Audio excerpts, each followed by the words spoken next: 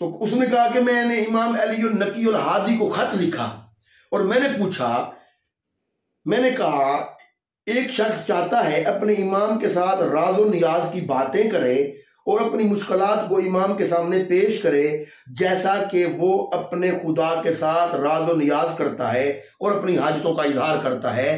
तो उसने कहा कि मैंने खत लिखा अपने मौला को कि मौला जैसे मैं खुदा से बातें करता हूँ, अपनी हाजात पेश करता हूँ, अपनी राज और नियाज की बातें करना चाहता हूँ, तो मौला मैं अपने इमाम से कैसे वो अर्जी पेश करूं।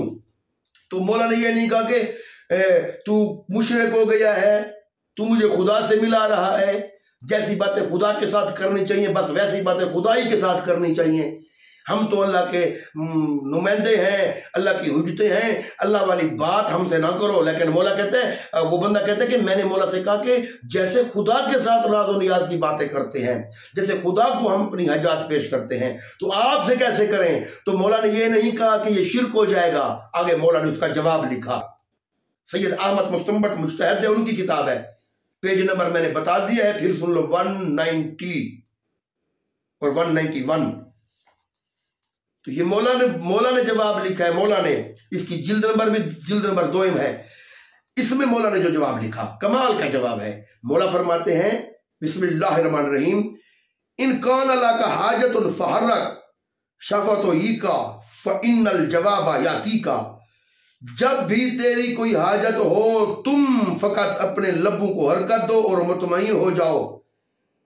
फ़इन्नल जवाब याती का, कि तुझ तक जवाब पहुंच जाएगा। तो मौला फरमाते हैं बस जहां पे भी हो हमसे तुम हमसे दूर हो ना, तो हम आपसे दूर नहीं, बस अपने घर बैठे हुए जंगलों में हो, पहाड़ों में हो, मौला फरमाते हैं अपने लबों को हरकत दो, हम तुम्हारी आवाज सुन रहे होते हैं। ये मौला ने इसलिए फरमाया, क्यों? क्योंकि मौला उज़्नुल्लाह है। तो मौला सारी हाजात सुनते भी हैं। आज की इस खुशी का सदका जो मेरे इस वीडियो बयान से खुश हो, मालिक उसकी खुशियों में इजाफा करो। जिसको रंज अलम और तकलीफ हो, इस मौला की फजीलत सुन के मालिक उसके रंज गम अलम और तकलीफ में इजाफा करे।